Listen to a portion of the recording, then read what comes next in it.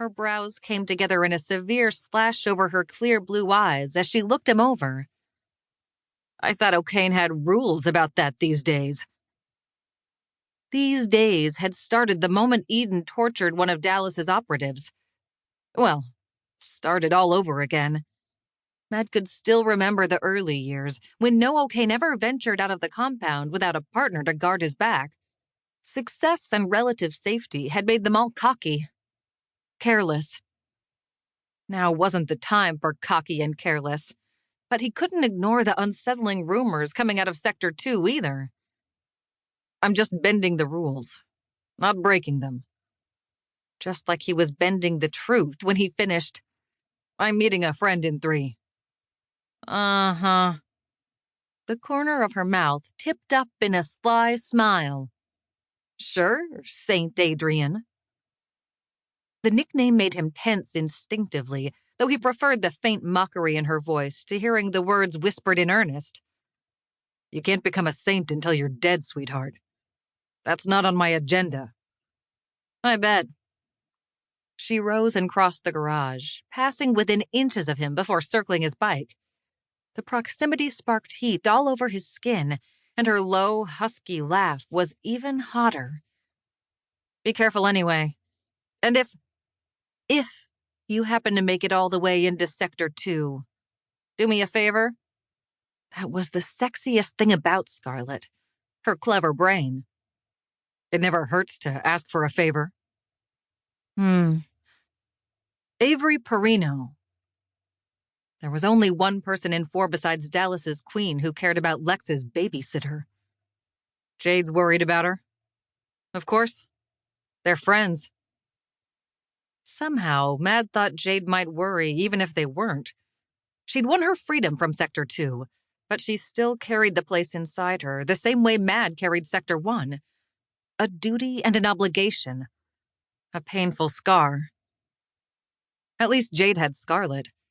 Protective, dangerous, stubborn Scarlet. Whatever crazy shit was going on with 2, Jade wouldn't have to face it alone. That's why I'm going, he said, reaching for his helmet. We all know there's trouble over there, and it can blow back on too many of our people. We need to be ready. Spoken like a good little soldier. There was the mockery again. It dug under his skin this time, scraping at wounded pride he didn't want to acknowledge. He was a good soldier. Damaged and worn down, maybe, but he held the line for his brothers and got the job done. You got a problem, Scarlet? A problem? Nah. She crushed her cigarette out on the sole of one boot and tossed the butt on the workbench. Just seems like you talk a big game about teamwork and brotherhood.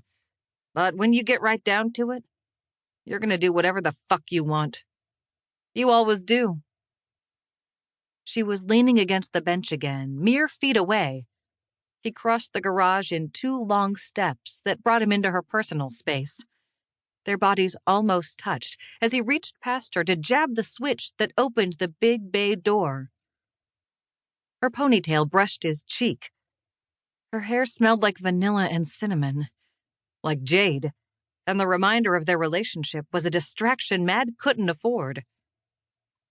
He pulled back far enough to get a good grasp on his sanity, then smiled. I'm gonna do whatever the fuck needs doing. Count on it. You're offended. It wasn't an accusation, just a statement of fact. I meant it as a compliment, you know.